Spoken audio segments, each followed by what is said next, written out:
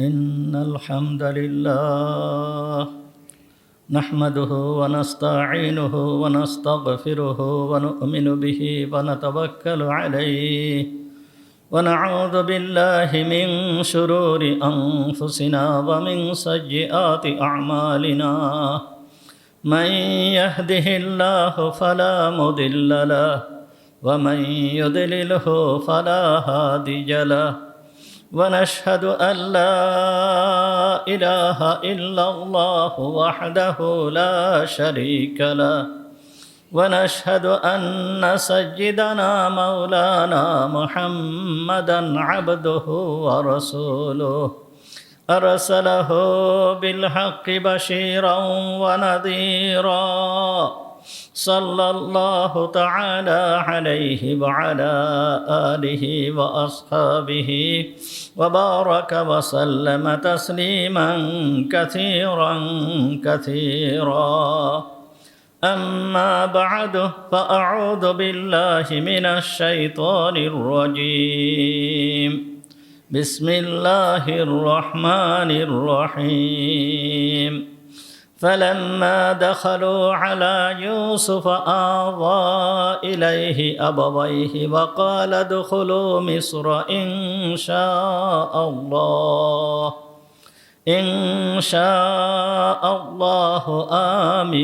آمنين ورفع أبويه على الأرش وخروا له سجدا وقال يا أبت هذا تأويل رؤياي من قبل قد جعلها ربي حقا وقد أحسن بي إذ أخرجني من السجن وجاء بكم من البدو من بعد أن نزغ الشيطان بيني وبين إخوتي إن ربي لطيف لما يشاء إنه هو العليم الحكيم صدق الله العظيم ونحن على ذلك من الشاهدين والشاكرين اللهم صل على محمد وعلى آل محمد كما صليت على إبراهيم وعلى آل إبراهيم إنك حميد مجيد اللهم بارك على محمد وعلى آل محمد كما باركت على إبراهيم وعلى آل إبراهيم إنك حميد مجيد سبحانك لا علم لنا إلا ما علمتنا اللهم انفعنا بما علمتنا فعلمنا ما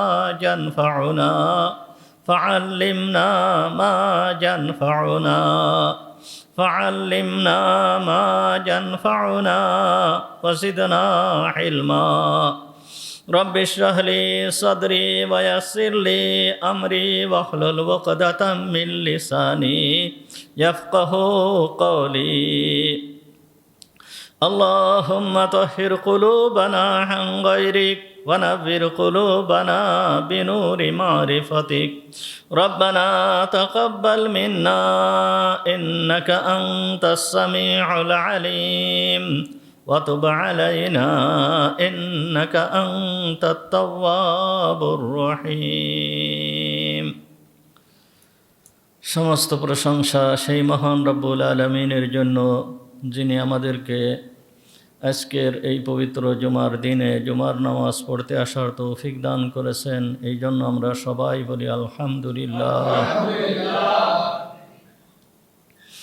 আমাদের আলোচনা চলতেছিল সূরা ইউসুফ সম্পর্কে। আজ সূরা ইউসুফের ৯৯ নম্বর এবং ১০০ নম্বর আয়াত তেলাওয়াত করা হয়েছে। সূরা ইউসুফের আলোচনা অনেক দিন পর্যন্ত চলতেছে। আজকে ৪৯তম জুমা এই সূরা ইউসুফের আলোচনা চলতেছে। আশা করতেছি যে আজকেই আল্লাহ তাআলা যদি তৌফিক দেন তাহলে এই আলোচনা শেষ করার আশা করতেছি। আলোচনা দীর্ঘ হয়ে যাচ্ছে, দীর্ঘ করতে চাই না, কিন্তু তারপরও দীর্ঘ হয়ে যায়। অনেক কথাবার্তা এসে যায় যেইগুলো না বলে পারা যায় না। ৯৯ নম্বর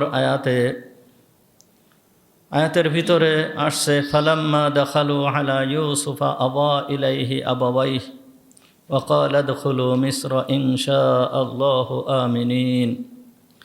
ফালাম্মা দাখালু আলা ইউসুফ, যখন ইউসুফ আলাইহিস সালামের পিতা এবং তার ভাইয়েরা ইউসুফ আলাইহিস সালামের কাছে আসলো, আওয়া ইলাইহি আবাওয়াইহি, তখন ইউসুফ আলাইহিস সালাম তার পিতা এবং মাতাকে সাদরে গ্রহণ করলেন। ওয়াকালা দুখুলু মিসর, এবং তিনি বললেন, তোমরা সবাই মিশরে প্রবেশ করো, ইনশাআল্লাহু আমিনিন, আল্লাহ তাআলার যথেষ্ট নিরাপত্তার সাথে তোমরা মিশরে প্রবেশ করো। হযরত ইউসুফ আলাইহিস সালাম এ কথা বললেন। এর আগে বলা হয়েছে যে হযরত ইউসুফ আলাইহিস সালাম তার পিতার কাছে চিঠি লিখেছিল এবং সবাইকে আসার জন্য বলে দিয়েছিল, ভাইদেরকে বলে দিয়েছিল, আমার পিতামাতা এবং ভাইদের সবাইকে নিয়ে তোমরা মিশরে প্রবেশ করো, মিশরে চলে আসো। যখন এই চিঠি হযরত ইয়াকুব আলাইহিস সালামের কাছে পৌঁছায়ছিল, পৌঁছানোর পরে ইয়াকুব আলাইহিস সালামও প্রস্তুতি গ্রহণ করলেন সেই মিশরের দিকে আসার জন্য। প্রস্তুতি গ্রহণ মানে হযরতে ইয়াকুব আলাইহিস সালাম তার সন্তানদেরকে, পরিবারের সবাইকে নিয়ে সেই কেনান থেকে রওনা করলেন। তখন পরিবারের সদস্য সংখ্যা ছিল 93 জন। হযরত ইয়াকুব আলাইহিস সালামের 11 সন্তান এবং এই 11 সন্তানের ছেলে মেয়ে স্ত্রী সবাইকে দিয়ে, তাদের সন্তানকে দিয়ে তাদের সংখ্যা ছিল 93 জন। এই 93 জন ব্যক্তি মিশর থেকে কেনান থেকে মিশরের উদ্দেশ্যে রওনা করলেন। যখন মিশরের উদ্দেশ্যে রওনা করলেন, সবাইকে নিয়ে রওনা করছেন, পথ অতিক্রম করতেছেন, উটের পিঠে সওয়ার হয়ে সবাই চলতেছেন। তা যখন চলতেছেন, অনেক দূরের পথ, কেনান থেকে মিশর অনেক দূরের পথ, 8-9 দিন সময় লাগতো এই পথ অতিক্রম করতে। এইভাবে হযরতে ইয়াকুব আলাইহিস সালাম রওনা হলেন। এদিকে হযরতে ইউসুফ আলাইহিস সালাম তার সম্মানীয় পিতা এবং ভাইদেরকে অভ্যর্থনা জানানোর জন্য উনি মিশরের বাইরে চলে আসলেন। মিশরের বাইরে এসে উনি ছাউনি গাড়লেন। মিশরের বাইরে যে উনি আসলেন, উনি কি একা আসছিলেন? না, হযরতে ইউসুফ আলাইহিস সালাম একা আসেন নাই। ইউসুফ আলাইহিস সালামের সঙ্গে এসেছিল মিশরের সেই রাষ্ট্রপতি, মিশরের সেই বাদশাহ। যদিও ইউসুফ আলাইহিস সালামকে সম্পূর্ণ দায়িত্ব দিয়ে দেওয়া হয়েছিল, ওই বাদশার পক্ষ থেকে রাষ্ট্র পরিচালনার সম্পূর্ণ দায়িত্ব হযরত ইউসুফ আলাইহিস সালামকে দিয়ে দেওয়া হয়েছিল। উনি শুধুমাত্র নামের জন্য উনি ওই বাদশাহ হিসাবে ছিলেন। এই বাদশার নাম ছিল রায়্যান। এই বাদশাকে নিয়ে উনি আসছেন। শুধু এই বাদশাকে নিয়ে নয়, ওই দলের সঙ্গে ছিল 4000 ব্রিগেডিয়ার জেনারেল, অর্থাৎ সেনা কর্মকর্তা। এই 4000 ব্রিগেডিয়ার জেনারেল এদেরকে নিয়ে উনি আসছেন এবং এদের এক একজনের আন্ডারে ছিল বহুত সংখ্যক সৈন্য। মোট সৈন্য সংখ্যা ছিল 300,000, অর্থাৎ 3 লক্ষ। এই 3 লক্ষ সৈন্য সংখ্যা ছিল। 3 লক্ষ সৈন্য সংখ্যা, এই 3 লক্ষ সৈন্য এরা ছিল সবাই ঘোড়সওয়ার, অশ্বারোহী 3 লক্ষ সৈন্য। প্রতিটা সৈন্যের কাছে ছিল একটা করে রূপার তৈরি ঢাল এবং একটা করে স্বর্ণের পতাকা। রূপার তৈরি ঢাল এবং স্বর্ণের পতাকা নিয়ে 3 লক্ষ সৈন্য যখন ময়দানে কাতারবন্দি হয়েছেন, সব সারি সারি অবস্থান করতেছেন, তখন ময়দানের অবস্থা কীরকম হয়েছিল, কি অবস্থার সৃষ্টি হয়েছিল। সূর্যের আলো যখন এই ঢালের উপরে পড়তেছিল এবং ওই পতাকার উপরে পড়তেছিল, তখন অবস্থা কেমন ছিল, সে এক অভূতপূর্ব দৃশ্যের সৃষ্টি হয়েছিল। এই অবস্থায় শুধুমাত্র এরা নয়, এর সাথে ছিল মিশরের আরও অনেক জনগণ, এর সাথে ছিল মিশরের যেই সমস্ত মন্ত্রী মিনিস্টার বুদ্ধিজীবী শিক্ষিত লোকেরা, তারাও আসছিল। এসে এই সমস্ত ব্যক্তিদেরকে অভ্যর্থনা করার জন্য তারা মিশরের বাইরে এসে অবস্থান করতেছিলেন। এই রকমভাবে যখন অবস্থান করতেছিল, সে এক অভূতপূর্ব দৃশ্যের সৃষ্টি হয়েছে। আজ সম্মানীয় পিতা, যেই পিতা এত দুঃখের ভিতরে জীবন কাটিয়েছেন, পিতা পুত্রের ভিতরে অনেক দিন যাবৎ কোনো দেখা সাক্ষাৎ হয় না, পিতা পেরেশান অবস্থায় ছিলেন। আজকে পিতার যেই খুশি, সেই খুশির আর শেষ নাই। পিতা পুত্রের সঙ্গে আলিঙ্গন করার জন্য চলে আসতেছে। এইভাবে ইয়াকুব আলাইহিস সালাম তার সন্তানদেরকে, তার পরিবারবর্গের সবাইকে নিয়ে রওনা হয়েছেন মিশরের দিকে। পথ চলতেছেন, দিন যাচ্ছে, রাত হচ্ছে, এইভাবে চলতে চলতে চলতে চলতে এই মিশরের উপকণ্ঠে এসে পৌঁছালেন। যখন মিশরের উপকণ্ঠে এসে পৌঁছানোর সময় উনি পৌঁছায় যখন হযরত ইউসুফ আলাইহিস সালাম এবং তার সেনাবাহিনীর সম্মুখীন হয়েছেন, দূরের থেকে দেখছেন, তখন উনি একটা টিলার উপরে উঠে গিয়েছেন, সবাইকে সহ একটা টিলার উপরে উঠছেন। টিলার উপরে উঠে নজর করতেছেন সৈন্য দলের দিকে, সমস্ত লোকেদের দিকে অবলোকন করতেছেন। সেই অভূতপূর্ব দৃশ্য, এমন দৃশ্য পৃথিবীতে আর কখনোই সংগঠিত হয় নাই, এবং ভবিষ্যতে হবে কি না সেটাও আল্লাহ জানেন। এই রকম এক দৃশ্য পৃথিবীতে ইতিপূর্বে কখনোই সংগঠিত হয় নাই। হযরতে ইয়াকুব আলাইহিস সালামের চোখ ওই দিকে যে আটকে গিয়েছে, তিনি দেখতেছেন এ কী অবস্থা, এ কারা। ওই দিকে তাকিয়ে তিনি বিস্মিত হয়ে যাচ্ছেন যে এত লোকজন, এ কারা, এদের হাতে এই রকম ধরনের অস্ত্র শস্ত্র, এরা আবার এখানে কিসের জন্য আসছে। ইয়াহুদাকে জিজ্ঞেস করলো, এ কারা।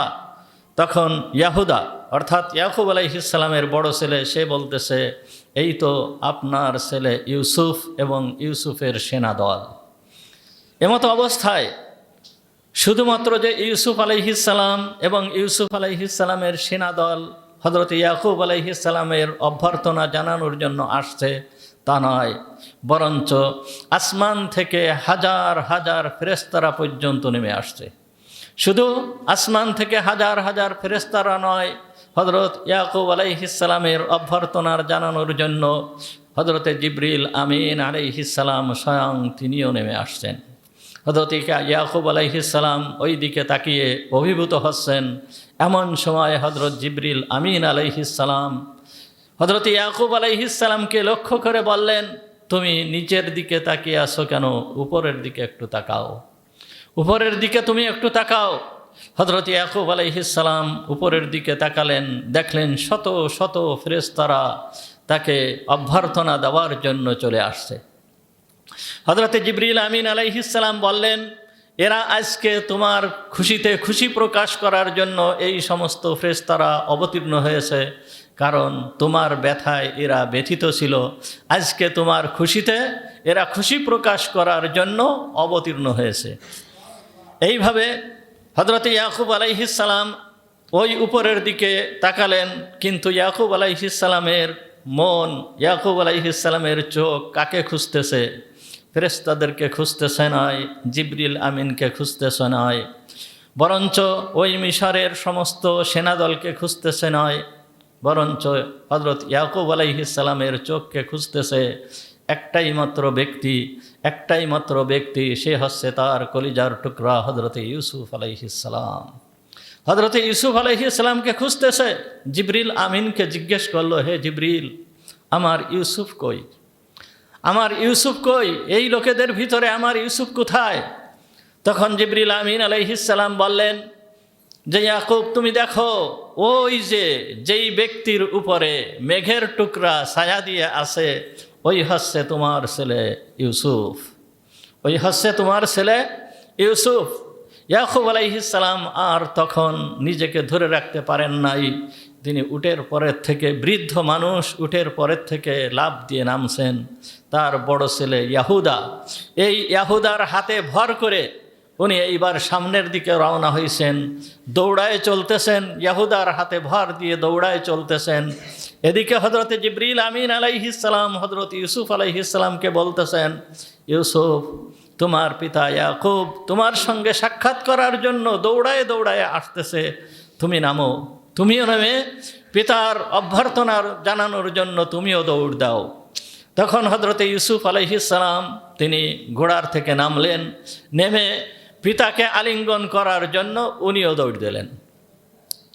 এই যে পিতা এবং পুত্র যে দৌড় দিয়েছে, এই যে অবস্থা, এই রকম অবস্থার ভিতরে সৈন্যদের ভিতরে এমন এক অবস্থার সৃষ্টি হয়েছে, সৈন্যরা কুচকাওয়াজের মাধ্যমে একদল সৈন্য অন্য দল সৈন্যের মাধ্যমে অন্য দল সৈন্যের ভিতরে ঢুকে যেয়ে তখন তাদেরকে অভ্যর্থনা জানাচ্ছে। শুধু সৈন্যরা নয়, যত ঘোড়া ছিল এই ঘোড়াগুলো পর্যন্ত হার্ষধ্বনি দিয়ে ওই ময়দানকে মুখরিত করে তুলতেছে। এদিকে হযরত ইউসুফ আলাইহিস সালাম এইভাবে দৌড়াতে দৌড়াতে যে যখন পিতা সামনে চলে আসছে, পিতাকে সালাম দেওয়ার জন্য প্রস্তুত হয়েছেন, জিবরিল আমিন আলাইহিস সালাম তখন বললেন যে থামো, তুমি সালাম দিও না, সর্বপ্রথম তো সালাম দেবে তোমার পিতা, কারণ সেই হচ্ছে সালাম দেওয়ার সবথেকে বেশি হকদার। হযরত ইয়াকুব আলাইহিস সালাম পুত্রকে দেখলেন, ইউসুফ আলাইহিস সালামকে দেখলেন, দেখেই তখন সালাম দিলেন, আসসালামু আলাইকা ইয়া মুযহিবাল আহসান, আসসালামু আলাইকা, শান্তি অবতীর্ণ হোক তোমার উপরে, হে আমার পেরেশানি দূর করনেওয়ালা। এই বলে হযরত ইয়াকুব আলাইহিস সালাম সালাম দিলেন। সালাম দিয়ে বললেন, সালাম দিয়ে হযরত ইউসুফ আলাইহিস সালামকে জড়িয়ে ধরলেন। হযরত ইউসুফ আলাইহিস সালাম ও পিতাকে জড়িয়ে ধরলেন। জড়িয়ে ধরে উভয়ে কান্নায় ভেঙে পড়লেন। ইউসুফ আলাইহিস সালামও ক্রন্দন করতেছেন, হযরত ইয়াকুব আলাইহিস সালামও ক্রন্দন করতেছেন। এই ক্রন্দন দুঃখের ক্রন্দন নয়, বরঞ্চ এই ক্রন্দন হচ্ছে খুশির ক্রন্দন। হযরত ইয়াকুব আলাইহিস সালাম শুধু ক্রন্দন করতেছেন তাই নয়, ইউসুফ আলাইহিস সালাম ক্রন্দন করতেছেন তাই নয়, এই সাথে আসমানের সমস্ত ফেরেশতারা পর্যন্ত ক্রন্দন করতেছে। ঘোড়ারা তাদের হর্ষধ্বনির ভিতর দিয়ে এই ক্রন্দনের ভিতরে সামিল হয়েছে, আর সমস্ত ফেরেশতারা সেই সাথে তাসবিহ বর্ণনা করতেছে। এমন এক অবস্থার সৃষ্টি হয়েছে, এই ময়দানটা যেন আওয়াজে মুখরিত হয়ে উঠেছে। এই অবস্থা পৃথিবীতে ইতিপূর্বে কখনো ঘটে নাই, আর ভবিষ্যতে ঘটবে কিনা তা একমাত্র আল্লাহ তাআলাই জানেন। এই অবস্থার ভিতর দিয়ে হযরত ইউসুফ আলাইহিস সালাম হযরত ইয়াকুব আলাইহিস সালাম ইউসুফ আলাইহিস সালামকে পালেন।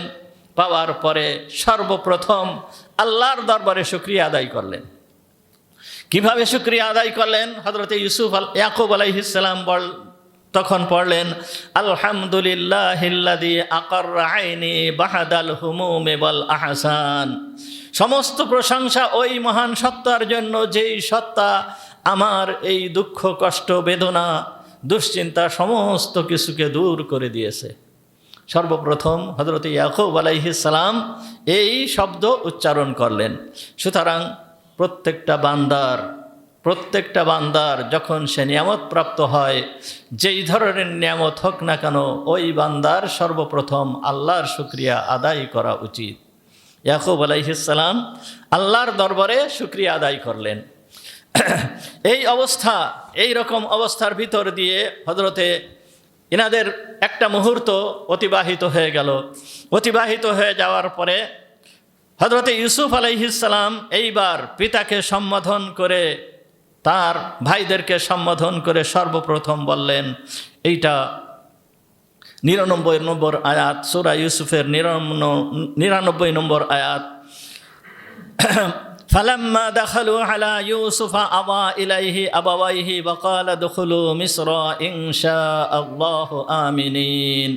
ইউসুফ আলাইহিস সালাম পিতাকে বললেন, উদখুলু মিসরা ইনশাআল্লাহু আমিনিন, তোমরা সবাই নিরাপত্তার সাথে মিশরে প্রবেশ করো। সর্বপ্রথম বললেন যে তোমরা সবাই এখন নিরাপত্তার সাথে মিশরে প্রবেশ করো। কেন? ইউসুফ আলাইহিস সালাম মিশরের বাইরে চলে আসছেন। ইউসুফ আলাইহিস সালাম সবাইকে নিয়ে পিতাকে অভিনন্দন জানানোর জন্য মিশরের বাইরে চলে আসছেন। এখন পিতাকে বললেন যে সম্পূর্ণ নিরাপত্তার সাথে, সম্পূর্ণ নিরাপদভাবে তোমরা মিশরে প্রবেশ করো। ওই সময় মিশরে নাজ নিয়ামতে পরিপূর্ণ ছিল, নিরাপত্তায় পরিপূর্ণ ছিল, কোনো অভাব ছিল না। যত সভ্যতা, যত উন্নতি সমগ্র পৃথিবীর ভিতরে, মিশরের সভ্যতা তখন বিশ্বের ভিতরে সর্বশ্রেষ্ঠ সভ্যতা ছিল। মিশর তখন সমস্ত ধনভাণ্ডারে পরিপূর্ণ ছিল, পৃথিবীর অবস্থা তখন এই রকম ছিল না। এত সমস্ত নিয়ামত, এত সমস্ত ধন দৌলত, টাকা পয়সা সব কিছু থাকা সত্ত্বেও হযরতে ইউসুফ আলাইহিস সালাম কেন সর্বপ্রথম একথা বললেন যে উদখুলুহা ইনশাআল্লাহু আমিনিন, তোমরা নিরাপত্তার সাথে শহরে প্রবেশ করো। শুধুমাত্র নিরাপত্তার কথা উল্লেখ করলেন, অন্য কোনো নিয়ামতের কথা উল্লেখ করলেন না। এর কারণ কি? এর যেই সমস্ত কারণ আছে তার ভিতরের একটা কারণ এই যে নিরাপত্তা, এইটা হচ্ছে আল্লাহ তাআলার বড় একটা নিয়ামত। এই নিয়ামতের তুলনা অন্য কোনো নিয়ামতের সাথে হয় না। সর্বপ্রথম সবথেকে শ্রেষ্ঠ নিয়ামত হচ্ছে ঈমান, মানুষের ঈমান। আল্লাহ তাআলা যে আমাদেরকে ঈমান দান করেছেন, আমাদেরকে ইসলাম দিয়েছেন, আমরা কোরআন প্রাপ্ত হয়েছি, এইটা হচ্ছে সবথেকে বড় নিয়ামত। এর থেকে বড় নিয়ামত আর দুনিয়ায় একটাও হতে পারে না। এর পরের যেই নিয়ামত আছে, এই নিয়ামতটা হচ্ছে নিরাপত্তা। এই নিরাপত্তা হচ্ছে সবথেকে বড় নিয়ামত। অন্যান্য যত নিয়ামত আছে, সমস্ত নিয়ামতের সাথে যদি নিরাপত্তা না থাকে তাহলে ওই নিয়ামতটা নিয়ামত না, ওই নিয়ামত নিয়ামতই না। এই জন্য হযরত ইব্রাহিম আলাইহিস সালাম যখন ইসমাঈল আলাইহিস সালামকে, সেই ইউসুফ আলাইহিস সালাম, ইয়াকুব আলাইহিস সালামের পূর্বে এই হযরতে ইব্রাহিম আলাইহিস সালাম যখন তার স্ত্রী হাজার আলাইহিস সালাম এবং ইসমাঈল আলাইহিস সালামকে মক্কায় রেখে চলে যাওয়ার পরে, এরপরে হযরতে ইব্রাহিম আলাইহিস সালাম সর্বপ্রথম যেই দোয়াটা করেছিল, তার দোয়া ছিল আল্লাহুম্মা জাআল হাযাল বালাদা আমিনা। হে আল্লাহ, তুমি এই শহরকে নিরাপত্তার নগরী হিসাবে তুমি কবুল করো, অর্থাৎ এই শহরকে নিরাপত্তার শহর তুমি বানিয়ে দাও। হযরত ইব্রাহিম আলাইহিস সালামের সর্বপ্রথম দোয়া ছিল যে এই শহরকে নিরাপত্তার শহর বানিয়ে দাও। নিরাপত্তা হচ্ছে সবথেকে বড় নিয়ামত। এর থেকে বড় নিয়ামত আর কিছু হতে পারে না। ধন সম্পদ, অর্থ সম্পদ, সোনা দানা, টাকা পয়সা, যত যা কিছু আছে, সবথেকে বড় নিয়ামত হচ্ছে নিরাপত্তা। কারোর ধন সম্পদ আছে কিন্তু নিরাপত্তা নেই। এই ধন সম্পদ যে কোনো সময় চোরে নিয়ে যেতে পারে, ডাকাতি নিয়ে যেতে পারে, নিরাপত্তা নেই। এই সম্পদ সম্পদ নয়, এই সম্পদ সম্পদ নয়। যে কোনো ধরনের একজন ব্যক্তি খাবার খাচ্ছে, এই খাবারটা তার জন্য নিরাপদ নয়। এই খাবারটা তার জন্য নিরাপদ যদি না হয় তাহলে এই খাবারটা তার জন্য খাবার নয়, বরঞ্চ এইটে তার স্বাস্থ্যের জন্য ক্ষতির কারণ হয়ে দাঁড়ায়। দেখেন, আল্লাহ তাআলা মানুষ যখন দুনিয়ায় আসছে, দুনিয়ায় আসার সঙ্গে সঙ্গেই, যখনই দুনিয়া আসছে, দুনিয়ায় আসার সঙ্গে সঙ্গেই ইবলিস এবং তার চেলাবেলার আক্রমণ থেকে হেফাজত করার জন্য সঙ্গে সঙ্গেই তার জন্য দুইজন ফেরেশতা নিযুক্ত করে দিয়েছেন, যেন আল্লাহ তাআলা এদের সমস্ত আক্রমণ থেকে এই বান্দা যাতে হেফাজত থাকে, এই নিরাপদ থাকে, এই জন্য এই ফেরেশতা দিয়ে দিয়েছেন। এরপরে খাবারের ব্যবস্থা করেছেন। দেখেন, আল্লাহ তাআলা এই শিশুর খাবারের ব্যবস্থা করেছেন তার মায়ের দুধ। এই মায়ের দুধের মতো নিরাপদ খাবার পৃথিবীতে আর নেই। সমগ্র পৃথিবীর ভিতরে মায়ের দুধের মতো নিরাপদ খাবার আর নেই। সুতরাং খাবারটাও নিরাপদ হতে হয়, তা না হলে এই খাবার থাকে না। এই জন্য হযরত সমস্ত কিছুর ক্ষেত্রে নিরাপত্তা জরুরি। নিরাপত্তা না হলে কোনো কিছুই সম্ভব নয়। এমনকি আপনি আমি ইবাদত করতেছি, এই ইবাদত করতে গেলেও নিরাপত্তার প্রয়োজন। ইবাদত করতে গেলেও নিরাপত্তার প্রয়োজন। এমনকি যখন মুসলমান সৈন্যরা আল্লাহর রাস্তায় জিহাদ করে, জিহাদ করার সময় যখন নামাজের সময় হয়, তখন শুধুমাত্র এই জিহাদের ময়দানে নামাজের অবস্থা এমন রাখা হয়েছে, ধরেন এই 2 রাকাত জুমার নামাজ আদায় করতে হবে।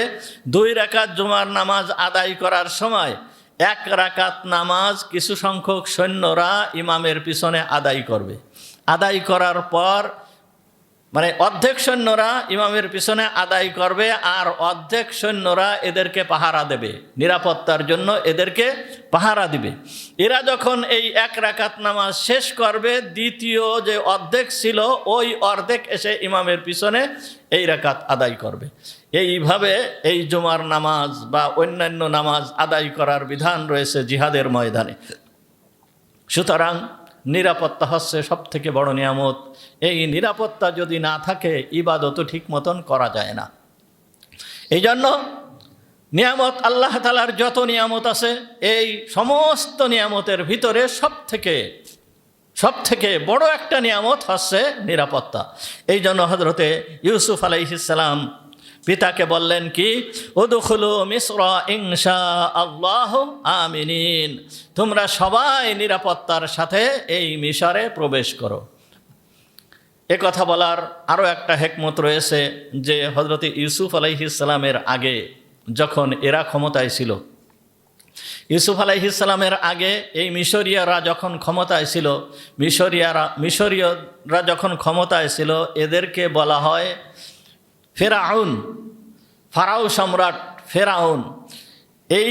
এই ফেরাউনদের ভিতরে মূসা আলাইহিস সালামের আগ পর্যন্ত এই গোত্রের ভিতরে 52 জন সম্রাট, এই 52 জন ফেরাউন অতিক্রম করেছে। মূসা আলাইহিস সালামের আগ পর্যন্ত 52 জন ফেরাউন অতিক্রম করেছে। এই 52 জন ফেরাউনের শেষ ফেরাউন ছিল হচ্ছে মূসা আলাইহিস সালাম ওই নীলনদ লোহিত সাগর পার হয়ে যাওয়ার পরে যেই ফেরাউন ডুবে মারা গিয়েছিল, এই ছিল শেষ ফেরাউন, মিশরের শেষ ফেরাউন ছিল এ। তো এইরকম হযরত ইউসুফ আলাইহিস সালামের আগে এই মিশরের যে শাসক ছিল, তারা বিভিন্ন সময় মানুষের উপরে বিভিন্ন ধরনের জুলুম করত, অত্যাচার করত, নির্যাতন করত। তা যখন হযরত ইউসুফ আলাইহিস সালাম যখন শাসক হয়েছে, ইউসুফ আলাইহিস সালাম যখন মিশরের ক্ষমতা হাতে নিয়েছে, তখন আর এই মিশরের ভিতরে বিন্দুমাত্র কোনো জুলুম নাই। সদা সর্বদা নিরাপত্তা বিরাজ করতেছে, সদা সর্বদা নিরাপত্তা বিরাজ করতেছে। এই জন্য হযরত ইউসুফ আলাইহিস সালাম বললেন যে তোমরা নিরাপত্তার সাথে মিশরে প্রবেশ করো। যখন হযরত ইয়াকুব আলাইহিস সালাম এবং তার সন্তানেরা মিশরে প্রবেশ করলো, মিশরে প্রবেশ করার পরে কি হলো, ওয়া রাফাআ আবাওয়াইহি আলাল আরশ ওয়া খাররু লাহু সুজদা। যখন মিশরে প্রবেশ করেছে, মিশরের প্রবেশ করার পরে ওয়া রাফাআ আবাওয়াইহি আলাল আরশ, ইউসুফ আলাইহিস সালাম তার মাতা পিতা দুইজনকেই আরশের উপরে বসাইলেন, আরশের উপরে উঠালেন। আরশ বলতে ইউসুফ আলাইহিস সালামের যে সিংহাসন, এই সিংহাসনের উপরে মাতা পিতা দুইজনকে উঠালেন। তা মাতা পিতা দুইজনকে উঠালেন কিভাবে? মাতা পিতা অর্থাৎ ইউসুফ আলাইহিস সালামের মাতা তো মারা গিয়েছেন, তার ছোট ভাই বেনিয়ামিন যখন ভূমিষ্ঠ হয় সেই সময়ে ইউসুফ আলাইহিস সালামের মাতা মারা গিয়েছে। মাতা মারা যাওয়ার পরে ইয়াকুব আলাইহিস সালাম তার খালাকে বিবাহ করেছিল। এই খালা কেমন যেন মায়ের মতন। এই জন্য কুরআনুল কারীমের ভিতরে আসছে, আল্লাহ তাআলা বলতেছেন ওয়া রাফাআ আবাওয়াইহি আলাল আরশ, তার মাতা পিতা দুইজনকে আরশের উপরে উঠালেন, অর্থাৎ সিংহাসনের উপরে উঠালেন। ওয়া খাররু লাহু সুজদা, এবং সিজদায় পড়ে গেল। সবাই তখন সিজদায় পড়ে গেল। ইউসুফ আলাইহিস সালাম পাশে বসছেন, মাতা পিতাকে উঠাইছেন এবং ভাইয়েরা যারা ছিল সবাই মিলে সিজদা করতেছে। অন্যান্য বর্ণনায় আসছে যে মাতা পিতা ও ইউসুফ আলাইহিস সালামকে সিজদা করেছিল। মাতা পিতাও ইউসুফ আলাইহিস সালামকে সিজদা করেছিল। এখন এই যে সিজদা করলো, এই সিজদা কি সিজদা ছিল? তো সর্বপ্রথম আমাদের জানতে হবে সিজদা দুই প্রকার, একটা হচ্ছে ইবাদতের সিজদা আর একটা হচ্ছে সম্মানসূচক সিজদা।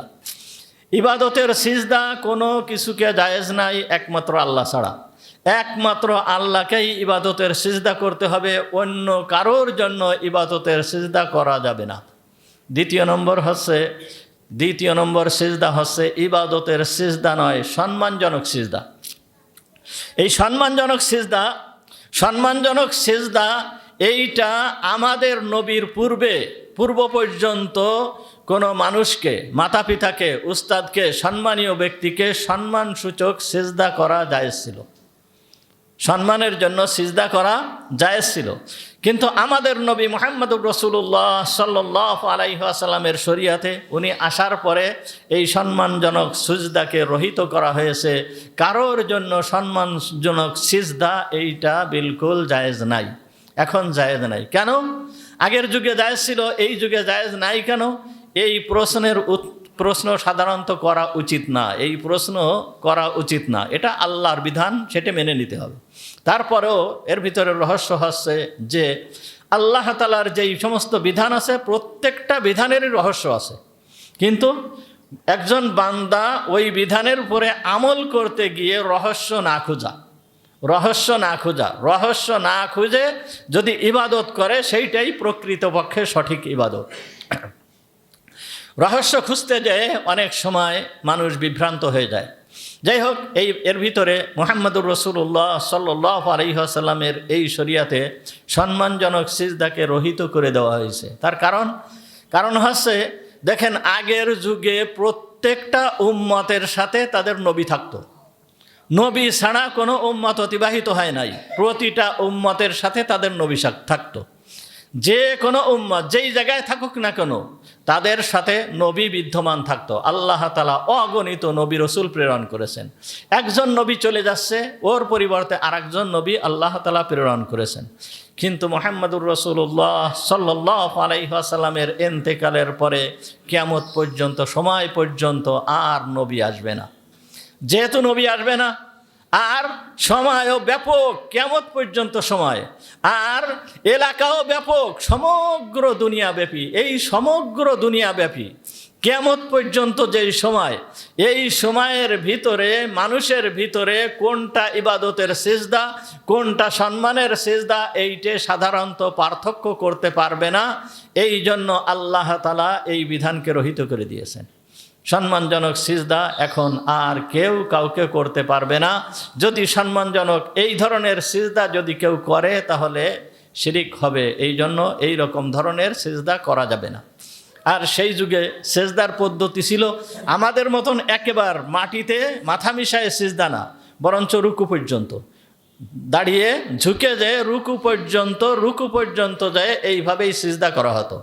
ইয়াকুব আলাইহিস সালামের সন্তানেরা হযরত ইউসুফ আলাইহিস সালামকে এইভাবেই সিজদা করেছিল, দাঁড়িয়ে একেবারে ঝুঁকে যেয়ে এইভাবেই সিজদা করেছিল, এইভাবে সিজদা করা হয়েছিল। এখন এই সম্মানজনক সিজদাকে রহিত করা হয়েছে। এখন মুহাম্মদুর রাসূলুল্লাহ সাল্লাল্লাহু আলাইহি ওয়াসাল্লামের শরিয়াতে যেই মানুষকে, একজন মানুষ আরেকজন মানুষকে কিভাবে সম্মান করবে, সম্মানের পদ্ধতি কি, এই সম্মানের পদ্ধতিও আল্লাহ এবং আল্লাহর রসুলের পক্ষ থেকে নির্ধারিত হয়েছে কিভাবে একজন আরেকজনকে সম্মান করতে হবে, শ্রদ্ধা করতে হবে। সেটা হচ্ছে কিসের মাধ্যমে? সালামের মাধ্যমে। একজন আরেকজনের সঙ্গে যখন দেখা হবে তখন কি করবে? সালাম দিবে, আসসালামু আলাইকুম ওয়া রাহমাতুল্লাহি ওয়া বারাকাতুহু, এইভাবে সালাম দিবে। সালামের মাধ্যমে একজন আরেকজনকে সম্মান দেখাবে। এইটাই হচ্ছে হুজুর সাল্লাল্লাহু আলাইহি ওয়াসাল্লামের পদ্ধতি। এই পদ্ধতি ছাড়া যে কোনো পদ্ধতি যে কেউ অবলম্বন করুক না কেন, এইটা মুহাম্মদুর রাসূলুল্লাহ সাল্লাল্লাহু আলাইহি ওয়াসাল্লামের পদ্ধতি নয়। এমনকি অনেক সময় দেখা যায় যে আমরা অনেক ব্যক্তিকে, অনেক সময় দেখা যায় যে আমরা দাঁড়িয়ে সম্মান করি, আছে না এরকম? বহুত জায়গায় আছে যে দাঁড়িয়ে সম্মান করা হয়। একজন ব্যক্তি আসলো, ওই ব্যক্তিকে সম্মান করার জন্য কি করা হয়? দাঁড়িয়ে যাওয়া হয়। এই দাঁড়িয়ে যাওয়া পদ্ধতিও এইটাও শরিয়াতে বৈধ নয়। মুহাম্মদুর রাসূলুল্লাহ সাল্লাল্লাহু আলাইহি ওয়াসাল্লামের শরিয়াতে এইটা বৈধ নয়। কয়েক বছর আগের কথা, আমার ভাই ওই যে আবুল বাশার সাহেব, আপনারা চেনেন, সৌদি আরবে ও হজের সময় হজের মৌসুমে ওই সময় সৌদি আরবে ছিল। তা যেহেতু ও মুআল্লিমদের একটা উচ্চ পর্যায়ের ব্যক্তি, সেই হিসাবে ওর দাওয়াত হয়েছিল। তা যেই জায়গায় দাওয়াত হয়েছে ওই জায়গায় বাংলাদেশের অধিকাংশ আলেম উলামারা, অনেক আলেম উলামারা এখানে উপস্থিত হয়েছে। উপস্থিত হওয়ার পরে এইখানে প্রধান মেহমান হচ্ছে কাবা শরীফের ইমাম, হারামাইনের ইমাম, প্রধান ইমাম হচ্ছে আলী আব্দুর রহমান আস-সুদাইস। ইনি হচ্ছে প্রধান মেহমান। তা প্রধান মেহমান উনি যখন আসছেন, আসার সঙ্গে সঙ্গে আমাদের বাংলাদেশি যেই সমস্ত লোকেরা ছিল সবাই কিন্তু দাঁড়িয়ে গিয়েছে। সবাই তো চেয়ারে বসা। উনি যখন প্রবেশ করছেন, প্রবেশ করার সঙ্গে সঙ্গে সবাই কি করছে? দাঁড়িয়ে গিয়েছে। আর এই দাঁড়িয়ে যাওয়াটা অপছন্দ করছে উনি, যেহেতু এইটা তো শরিয়াতে জায়েজ নাই। তা দাঁড়িয়ে যাওয়াটা অপছন্দ করছে। শুধুমাত্র আমার ভাই শুধুমাত্র একা বসেছিল, আর ও একটু সামনে ছিল। বাংলাদেশি যেই সমস্ত আলেম ওলামারা ছিল তারা সবাই ওকে একটু তিরস্কার করতেছিল যে কাবার ইমামের সম্মানের জন্য দাঁড়ালো না, উনি না দাঁড়িয়ে বসে পড়ে থাকলো, এই রকম ধরনের একটু ফিস ধরনের আওয়াজ হচ্ছিল। তা উনি বুঝতে পারছে। উনি বুঝতে পেরে সবাই যে দাঁড়িয়েছে এইটাকে উনি অপছন্দ করছেন। অপছন্দ করে ঠিক আমার ভাইয়ের কাছে তখন উনি সর্বপ্রথমে জিজ্ঞেস করলো যে তুমি দাঁড়াও। দাঁড়াইছে। দাঁড়ানোর পরে বলতেছে, সবাই দাঁড়িয়ে আমাকে সম্মান করলো, কিন্তু তুমি আমাকে এইভাবে দাঁড়িয়ে সম্মান করলে না কেন? তখন বলতেছে যে হুজুর, এইটা লা ইয়াজুজু ফি শরিয়াতি মুহাম্মাদিন সাল্লাল্লাহু আলাইহি ওয়াসাল্লাম, এইটা তো মুহাম্মদ সাল্লাল্লাহু আলাইহি ওয়াসাল্লামের শরিয়াতে এইটা জায়েজ নাই। যাই হোক, ওই সময় এই জায়েজের পক্ষে আলেম ওলামারা কিছু দলিল আদিল্লা পেশ করেছিল। তখন যখন এই দলিল দিয়েছিল, এই দলিলের ভিতরে একটা দলিল ছিল যে মুহাম্মদুর রাসূলুল্লাহ সাল্লাল্লাহু আলাইহি ওয়াসাল্লাম মদিনার একজন আনসার। এই আনসার সাহাবী হযরতে সাআদ বিন মুআয রাদিয়াল্লাহু তাআলা আনহুকে বলেছিল, কুমু লিসাইয়্যিদিকুম, এই তুমি যাও, তুমি দাঁড়াও, তোমার সর্দার আসতেছে, তোমার নেতা আসতেছে, তুমি দাঁড়াও। তো এখানে এই যে হুজুর সাল্লাল্লাহু আলাইহি ওয়াসাল্লাম কুমু লিসাইয়্যিদিকুম বলেছিল, তোমার নেতার জন্য তুমি দাঁড়াও, এ কথা বলেছিল, এটা শুধুমাত্র হযরতে মুআয রাদিয়াল্লাহু তাআলা আনহুর জন্য, হযরতে সাআদ রাদিয়াল্লাহু তাআলা আনহুর জন্য এইটা নির্দিষ্ট ছিল, অন্য কারোর জন্য না। আর একটা হচ্ছে যে হুজুর সাল্লাল্লাহু আলাইহি ওয়াসাল্লাম উনাকে যে বলছেন যে তুমি তোমার নেতার জন্য দাঁড়াও, অর্থাৎ উনি সোয়ারের উপরে সওয়ার ছিল, উটের উপরে সোয়ার ছিল, উনি বৃদ্ধ মানুষ ছিল। তা নির্দেশ হুজুর বললেন যে তুমি দাঁড়াও, দাঁড়িয়ে উনাকে ওইখান থেকে নামায় আনো। হুজুরের উদ্দেশ্য ছিল এইটা। তখন যখন আমার ভাই এই কথা বলার পরে এই দলিল পেশ করলো, পেশ করার পরে তখন এই সুদাইস সাহেব তার খুব প্রশংসা করেছিল এবং তাকেই খুবই পছন্দ করেছিল। সুতরাং এই যে দাঁড়ানোর যে নিয়ম, এই দাঁড়ানোর নিয়মটাও মুহাম্মদুর রাসূলুল্লাহ সাল্লাল্লাহু আলাইহি ওয়াসাল্লামের শরিয়াতে এইটা বৈধ নয়। বরঞ্চ আরও হাদিসের ভিতরে আসছে, একবার আমিরে মুআবিয়া রাদিয়াল্লাহু তাআলা আনহু, আমিরে মুআবিয়া রাদিয়াল্লাহু তাআলা আনহুর নাম আপনারা শুনেছেন, বহুত জলিল কদর সাহাবী ছিলেন এবং উনি খলিফা ছিলেন। এই আমিরে মুআবিয়া রাদিয়াল্লাহু তাআলা আনহু ইনি রাষ্ট্র পরিচালনা করতেন, ইনি খলিফা ছিলেন। ইনি এক জায়গায় আসছেন, যেই জায়গায় হযরতে ইবনে জুবায়ের রাদিয়াল্লাহু তাআলা আনহু, আব্দুল্লাহ ইবনে জুবায়ের রাদিয়াল্লাহু তাআলা আনহু বসা আছেন এবং আব্দুল্লাহ ইবনে আমর রাদিয়াল্লাহু তাআলা বসা আছেন। তা যখন আমিরে মুআবিয়া প্রবেশ করছে, আমিরে মুআবিয়া যখন ঢুকছে এই জায়গায়, উনি তো খলিফা এবং প্রতাপশালী খলিফা। আমিরে মুআবিয়া যখন প্রবেশ করছে, প্রবেশ করার সাথে সাথে ইবনে আমের রাদিয়াল্লাহু তাআলা আনহু উনি দাঁড়িয়ে গিয়েছেন। যখন দাঁড়িয়ে গিয়েছেন তখন আব্দুল্লাহ ইবনে জুবায়ের অর্থাৎ আয়েশা সিদ্দিকা রাদিয়াল্লাহু তাআলা আনহার বোন উসমান হযরতে আসমা রাদিয়াল্লাহু তাআলা আনহার ছেলে, ইনি হচ্ছে আব্দুল্লাহ ইবনে জুবায়ের, ওনার পিতার নাম হচ্ছে জুবায়ের। উনি ওই আমেরকে, ইবনে আমেরকে বলতেছেন, মা এই তুমি বসো, দাঁড়িও না, বসে যাও। কেন বসে যাবা কেন? উনি বলতেছেন, আমি হুজুর সাল্লাল্লাহু আলাইহি ওয়াসাল্লামের কাছে শুনেছি, ক্বালা রাসূলুল্লাহ সাল্লাল্লাহু আলাইহি ওয়াসাল্লাম, মান আহাব্বা আইয়াতামাসসালা লাহু ইবাদুল্লাহি কিয়ামান ফালইয়াতাবাওয়া মাকআদাহু মিনান নার।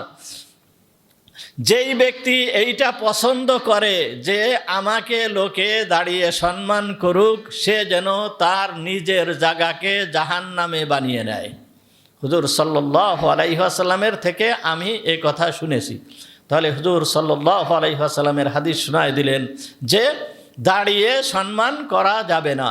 তখন আমের রাদিয়াল্লাহু তাআলা আনহু উনি বসে পড়লেন। তাহলে দাঁড়িয়ে সম্মান করা যাবে না, এটা আমাদের শরিয়াতে এইটা জায়েজ নাই। এখন কিভাবে সম্মান করতে হবে, একজন আর একজনকে কিভাবে সম্মান করতে হবে? সম্মান করার পদ্ধতি হচ্ছে সালাম। তা সালামটাও মুহাম্মাদুর রাসূলুল্লাহ সাল্লাল্লাহু আলাইহি ওয়াসাল্লামের তরিকায় হতে হবে। সালামটাও যদি মুহাম্মাদুর রাসূলুল্লাহ সাল্লাল্লাহু আলাইহি ওয়াসাল্লামের তরিকায় না হয়, তাহলে এই সালামেও কোনো সওয়াব পাওয়া যাবে না, এইটাও ইবাদত হবে না। সালাম করতে গেলে সালামের পদ্ধতি, সালামের বাক্যগুলো শুদ্ধভাবে উচ্চারণ করতে হবে। সালামের বাক্য কি? আসসালামু আলাইকুম, আসসালামু আলাইকুম। কমপক্ষে এতটুকু নামাজে আমরা সালাম ফিরাইতে কি বলি? আসসালামু আলাইকুম। ডান পাশে যখন সালাম ফিরাই তখন কি বলি? আসসালামু আলাইকুম। বাম পাশে যখন সালাম ফিরাই তখন আসসালামু আলাইকুম। আসসালামু আলাইকুম কমপক্ষে এতটুকু। এরপরে বেশি আসসালামু আলাইকুম ওয়া রাহমাতুল্লাহি ওয়া বারাকাতুহু। যদি এইটুক বৃদ্ধি করি তাহলে বৃদ্ধি করতে পারবো, এটাও হাদিস শরীফে আছে। তাহলে 1 নম্বর পদ্ধতি হচ্ছে কিভাবে সালাম করতে হবে। সালামের শব্দগুলো শুদ্ধ হতে হবে। অনেক সময় অফিসিয়াল সালাম বা সাধারণত আমাদের প্রচলিত সালাম, সালাম আলাইকুম, কি সালাম আলাইকুম, এইটা মুহাম্মাদুর রাসূলুল্লাহ সাল্লাল্লাহু আলাইহি ওয়াসাল্লামের তরিকা নয়। এইটা সহি, সালামটা সহি শুদ্ধ হতে হবে। সালাম আলাইকুম এর দ্বারা সালাম হবে না। আসসালামু আলাইকুম সঠিকভাবে এইটা উচ্চারণ করতে হবে, তাহলে সওয়াব পাওয়া যাবে, এইটা ইবাদতের ভিতরে গণ্য হবে। এই সালামের পদ্ধতি বৃদ্ধি করার জন্য মুহাম্মাদুর রাসূলুল্লাহ সাল্লাল্লাহু আলাইহি ওয়াসাল্লাম বারবার তাকিদ দিয়েছেন, বলেছেন আফসুস সালাম, তোমরা সালামের প্রচলন ঘটাও, সালামের প্রচলন ঘটাও, প্রচুর পরিমাণে সালাম দাও। সালামের অর্থ কি? তোমার উপরে শান্তি অবতীর্ণ হোক। আমার আর এক ভাইয়ের জন্য দোয়া, যখন আমি এই দোয়াটা আমার অন্য ভাইয়ের জন্য করব যে তোমার উপরে শান্তি অবতীর্ণ হোক, এই দোয়াটা আমার ওই ভাইয়ের জন্য আল্লাহ তাআলা সাথে সাথেই কবুল করে নেন, সাথে সাথে কি করেন? কবুল করে নেন। সুতরাং দেখবেন যাদেরকে বেশি সালাম করে, যারা বেশি সালাম করে, এদের ভিতরে শান্তি বেশি। একটু পরীক্ষা করে দেখবেন এদের ভিতরে কি বেশি? শান্তি বেশি। যেই পরিবারে বাড়িতে ঢোকার সময় সর্বপ্রথম কি করে? সালাম দিয়ে ঢোকে, ওই পরিবারের ভিতরে শান্তি শৃঙ্খলা বিদ্যমান থাকে। আর যেই পরিবারের ভিতরে সালামের প্রচলন নাই, এই পরিবার ওই রকম থাকে না। এই জন্য হুজুর সাল্লাল্লাহু আলাইহি ওয়াসাল্লাম বারবার বলেছেন আফসুস সালাম, সালামের প্রচলন ঘটাও। তাহলে তোমার উপরে শান্তি বর্ষিত হোক, শান্তি বর্ষিত হোক। আসসালামু আলাইকুম আরবি ভাষায় এইখানে এই যে শব্দটা, এই যে বাক্যটা, এই বাক্যটা হচ্ছে জুমলায়ে ইসমিয়া। তা জুমলায়ে ইসমিয়া এইটা হচ্ছে আবাদ, অর্থাৎ অনন্ত অসীম কালের জন্য। আর তাহলে আমি যে আমার ভাইয়ের জন্য দোয়া করলাম আসসালামু আলাইকুম, তোমার উপরে শান্তি বর্ষিত হোক, এই শান্তি বর্ষিত হওয়াটা শুধুমাত্র একবার নয়, শুধুমাত্র এখন নয়, বরঞ্চ তোমার সারা জীবনের জন্য তোমার উপরে শান্তি বর্ষিত হতে থাকুক, সারা জীবনের জন্য তোমার উপরে শান্তি বর্ষিত হতে থাকুক। এইটাই হচ্ছে সালামের উদ্দেশ্য। তা এইভাবে একজন মুসলমান আরেকজন মুসলমানকে কি করবে? সালাম দেবে। আসসালামু আলাইকুম, সর্বপ্রথম সালামটা কি হবে? সহি শুদ্ধ হতে হবে। সালামের পরে সালাম কতটুকু হতে হবে? আসসালামু আলাইকুম ওয়া রাহমাতুল্লাহি ওয়া বারাকাতুহু। এই পর্যন্ত যদি কেউ বাড়ায় তাহলে কি করতে পারে? বাড়াতে পারে, সওয়াব বেশি পাবে। সালাম দেওয়ার পরে এরপরে হচ্ছে মুসাফা। কি মুসাফা? মুসাফা অর্থাৎ এক হাত দিয়ে দুই হাত দিয়ে একজন আর একজনের হাতকে কি করা? ধরা। মুসাফার পদ্ধতি হচ্ছে, মুসাফা কিভাবে করতে হবে মুসাফার পদ্ধতি অনেকে আমরা জানি না। আপনি উঠে আসেন। মুসাফা করতে হবে এই, উনি যে এক হাত দিল, আমি এক হাত দিলাম, তাহলে এক হাত আর এক হাত দিয়ে কি করলাম? ধরলাম। ধরার পরে এক হাত দিয়ে না, মুসাফাহাতুন আরবি শব্দ, এইটা হবে হচ্ছে দুই হাত দিয়ে। এইভাবে উনার ডান হাত আমার ডান হাত ধরা হলো, এরপরে আবার উনার ডান হাত আর উনি এইবার ওনার বাম হাত আমার এই পাশে লাগাবে আর আমার বাম হাত এই পাশে লাগাবো। এইভাবে পরিষ্কার বুখারী শরীফের ভিতরে হাদিস আসছে যে মুসাফা হাঁটা হবে এইভাবে মুসাফা করে। এইখানে একটা দোয়া আছে, সেই দোয়াটা কি? ইয়াগফিরুল্লাহু লানা ওয়া লাকুম, ইয়াগফিরুল্লাহু লানা ওয়া লাকুম। এতে কী লাভ হবে? ইয়াগফিরুল্লাহু, আল্লাহ তাআলা ক্ষমা করেন আপনাদেরকে এবং আমাদেরকে, আল্লাহ তাআলা যেন ক্ষমা করে দেন। এই দোয়াটা পড়তে হয়। এইটাকে বলা হয় কি? মুসাফাহা। তাহলে একজন আরেকজনকে সম্মান করতে হবে প্রথমে কিসের মাধ্যমে? সালামের মাধ্যমে। তারপর কিসের মাধ্যমে? মুসাফাহার মাধ্যমে। মুসাফা করে কি করতে হবে? দোয়া পড়তে হবে, ইয়াগফিরুল্লাহু লানা ওয়া লাকুম। তাহলে এইভাবে কি করতে হবে? মুসাফা করতে হবে। এই মুসাফায় কী লাভ? আমাদের জীবনের গুনাহ খাতাগুলো ঝরে পড়েন। দেখেন হাদিস আসছে, হযরতে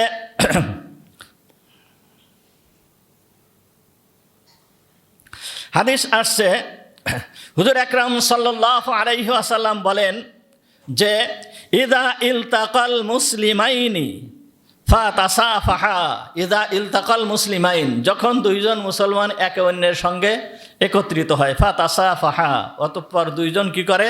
মুসাফা করে। আনসালাল্লাহু আলাইহিমা মিনহু রাহমাতান মিআতু রাহমাতিন, তখন ওই দুই ব্যক্তির উপরে আল্লাহ তাআলা 100টা রহমত অবতীর্ণ করেন। কয়টা? 100টা রহমত অবতীর্ণ করেন। তিসউনা মিনহা লিল্লাযী বাদাআ বিল মুসাফাহা, এর ভিতরের 90টা হচ্ছে ওই ব্যক্তির জন্য যে সর্বপ্রথম মুসাফার জন্য হাত বাড়ালো। যেই ব্যক্তি সর্বপ্রথম মুসাফার জন্য হাত বাড়ালো ওই ব্যক্তির জন্য কয়টা? 90টা। আর 10টা হচ্ছে ওয়া আশারুন লিল্লাযী সুফিহা, 10টা হচ্ছে ওই ব্যক্তির জন্য যার সঙ্গে মুসাফা করলো। তাহলে মুসাফা করলে কয়টা রহমত আল্লাহ তাআলা অবতীর্ণ করেন? 100টা। 10টা 90টা পায় কে? যেই ব্যক্তি সর্বপ্রথম মুসাফা করে। আর যেই ব্যক্তির সঙ্গে মুসাফা করে ওই ব্যক্তি পায় কয়টা? 10টা। এরপর আরো হাদিস আসছে, আন বাররা ইবনে আযিব রাদিয়াল্লাহু তাআলা আনহু, বাররা ইবনে আযিব রাদিয়াল্লাহু তাআলা আনহু থেকে বর্ণিত, ক্বালা লাকিয়ানি রাসূলুল্লাহ সাল্লাল্লাহু আলাইহি ওয়াসাল্লাম, হুজুর আকরাম সাল্লাল্লাহু আলাইহি ওয়াসাল্লাম আমার সাথে সাক্ষাৎ করলেন। হুজুর সাল্লাল্লাহু আলাইহি ওয়াসাল্লাম আমার সাথে সাক্ষাৎ করলেন, মানে হুজুরের সাথে আমার একবার দেখা হলো। ফাআখাযা বিয়াদি, হুজুর সাল্লাল্লাহু আলাইহি ওয়াসাল্লাম তখন আমার হাত ধরলেন। হাত ধরে ফাসাফাহানি, উনি আমার সঙ্গে কি করলেন? মুসাফা করলেন।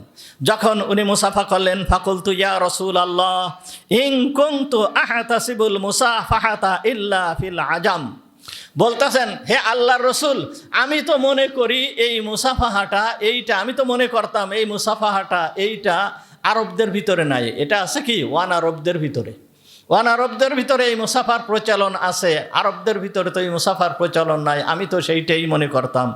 তো মুহাম্মদুর রাসূলুল্লাহ সাল্লাল্লাহু আলাইহি ওয়াসাল্লাম তখন বললেন, নাহনু আহাক্কু বিল মুসাফাহাতি মিনহুম, আমরা ওদের চাইতে অনারবদের থেকে আমরা মুসাফা করার বেশি হকদার, অর্থাৎ আমরাও অনারবদের মতন ওই রকম, বরঞ্চ ওদের থেকে বেশি পরিমাণ আমরা একে অন্যের সঙ্গে মুসাফাহা করব। তাহলে মুসাফা করলে কি হবে? মুহাম্মদুর রাসূলুল্লাহ সাল্লাল্লাহু আলাইহি ওয়াসাল্লাম এইবার বলতেছেন, মা মিন মুসলিমাইনি ইয়ালতাকিয়াইনি, যখন কোনো দুইজন ব্যক্তি, দুইজন মুসলমান একে অন্যের সঙ্গে সাক্ষাৎ করে, ফায়াখুযু আহাদুহুমা বিয়াদি সাহিবিহি, অতঃপর একজন আর একজনের হাত ধরে তখন মুসাফা করে কিসের জন্য? বিমুআদ্দাতিন ওয়া নাসিহাতিন, কি মুহাব্বতের সাথে, মায়ার সাথে, দয়ার সাথে, এবং তার মঙ্গলের জন্য মুসাফা করে। ইল্লা আলকাল্লাহু যুনুবাহুমা বাইনাহুমা, তখন আল্লাহ তাআলা এই দুই ব্যক্তির গুনাহ খাতাকে তাদের থেকে ফেলে দেন, নিক্ষেপ করে দেন। আলকাল্লাহু যুনুবাহুমা মিন বাইনিহিমা, আল্লাহ তাআলা এই দুইজনের গুনাহ খাতাকে দূর করে দেন। তাহলে দেখেন, ছোট্ট ছোট্ট আমল মুসলমানদের জন্য, এই সমস্ত ছোট্ট ছোট্ট আমলের ভিতরে আল্লাহ তাআলা কি পরিমাণ ফজিলত, কি পরিমাণ বরকত রেখে দিয়েছে। সালাম দিলে কি পাওয়া যায়? বরকত পাওয়া যায়। সালাম দিলে কি পাওয়া যায়? গুনাহ খাতা মাফ হয়। মুসাফা করলে কি পাওয়া যায়? বরকত পাওয়া যায়, গুনাহ খাতা মাফ হয়। তাহলে এর ভিতরে আল্লাহ তাআলা কত বরকত রেখে দিয়েছেন। আর আমরা শয়তানের ধোঁকায় পড়ে এই সমস্ত কিছু বাদ দিয়ে বিভিন্ন ধরনের পদ্ধতিতে আমরা সালাম মুসাফা করে থাকি, এইগুলো শরীয়ত সম্মত নয়।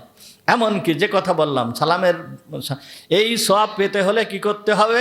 সালামের বাক্যটা কি হতে হবে? শুদ্ধ হতে হবে। মুহাম্মদুর রাসূলুল্লাহ সাল্লাল্লাহু আলাইহি ওয়াসাল্লামের পদ্ধতিতে হতে হবে। এই সালামের পদ্ধতি বর্ণনা করতে গিয়ে মুহাম্মদুর রাসূলুল্লাহ সাল্লাল্লাহু আলাইহি ওয়াসাল্লাম আরও বলেন, লাইসা মিন্না মান তাশাব্বাহা বিগায়রিনা, ও যেই ব্যক্তি আমাদের গায়ের, অর্থাৎ ইহুদি নাসারা বা অন্য জাতির সঙ্গে মুসাবা রাখে, সাদৃশ্য রাখে, সে কিন্তু আমার উম্মতের অন্তর্ভুক্ত নয়। সওয়াব পাওয়া তো দূরের কথা, সে আমার উম্মতের অন্তর্ভুক্তই নয়। হুজুর সাল্লাল্লাহু আলাইহি ওয়াসাল্লাম এ কথা বললেন। আরো বলতেছেন, লা তাশাব্বাহু বিল ইয়াহুদি ওয়ালা বিন নাসারা, তোমরা ইহুদিদের সঙ্গে এবং নাসারাদের সঙ্গে মুসাবা রেখো না, অর্থাৎ এই সালাম দেওয়ার ক্ষেত্রেও তোমরা মুসাবা রেখো না। রাসূল বলতেছেন, ফাইন্না তাসলিম আল ইহুদি আল ইশারাতু বিল আসাবিহি, কেননা ইহুদিরা যখন সালাম দেয়, একজন আর একজনকে সালাম দেয়, তখন তারা আঙ্গুল দিয়ে ইশারা করে। তখন তারা কি করে? আঙ্গুল দিয়ে ইশারা করে। এটা হচ্ছে ইহুদিদের পদ্ধতি। সুতরাং সালাম দিয়ে আঙ্গুল দিয়ে ইশারা করা, এটা কিসে, কাদের পদ্ধতি? ইহুদিদের পদ্ধতি। এই রকম করলে সব তো পাওয়া যাবে না, বরঞ্চ মুহাম্মদুর রাসূলুল্লাহ সাল্লাল্লাহু আলাইহি ওয়াসাল্লাম বলেন, সে আমার উম্মতের অন্তর্ভুক্ত না। ওয়া তাসলিমান নাসারা আল ইশারাতু বিল আকুফ, আর নাসারাদের মুসাফার পদ্ধতি, সালামের পদ্ধতি, নাসারাদের সালামের পদ্ধতি হচ্ছে তারা ইশারা করে বিল আকুফ, মানে হাতের এইখান দিয়ে, মানে হাত উঁচু করে, এইভাবে হাত উঁচু করে তারা কি করে? ইশারা করে, সালামের সাথে হাত উঁচু করে। সুতরাং সালামের সাথে হাতও উঁচু করা যাবে না, সালামের সাথে আঙ্গুল দিয়েও কি করা যাবে না? ইশারা করা যাবে না। এইটা হচ্ছে মুহাম্মদুর রাসূলুল্লাহ সাল্লাল্লাহু আলাইহি ওয়াসাল্লামের পদ্ধতি। হ্যাঁ, যদি কেউ দূরে থেকে সালাম দিয়েছে, ওই আওয়াজ আমার কান পর্যন্ত আসেনি, বা আমি যাকে সালাম করতেছি তার কান পর্যন্ত পৌঁছায় না, তখন হাত উঁচু করে তাকে ইশারা করতে পারে যে আমি আপনাকে কি করেছি? সালাম দিয়েছি, এতটুকু অনুমতি আছে। এই পদ্ধতিতে যদি আমরা সালাম করি, তাহলে এই সালামের ভিতরে কি আছে? সওয়াব আছে। সুতরাং দেখেন, মনে করলাম যে আজকে এই আলোচনা শেষ করে দেব, কিন্তু এই পর্যন্ত সেই সময় শেষ হয়ে গেল, করতে পারলাম না, তো আর কি করা যাবে। যাই হোক, তাহলে আজকে আমরা কোন পর্যন্ত আসলাম? হযরতে ইউসুফ আলাইহিস সালাম তার মাতা পিতাকে কিসের উপরে? আরশের উপরে উঠালেন, তখতের উপরে উঠালেন, সিংহাসনের উপরে উঠালেন, এবং সমস্ত ভাইয়েরা তাকে সেজদা করলো। সমস্ত ভাইয়েরা তাকে সম্মানজনক সেজদা করলো। তাহলে আজকে এই পর্যন্তই থাক। আখির দাওয়ানা আলহামদুলিল্লাহি রাব্বিল আলামিন। আমরা যারা সুন্নাত নামাজ পড়িনি, 4 রাকাত ক্বাবলাল জুম্মা সুন্নাতে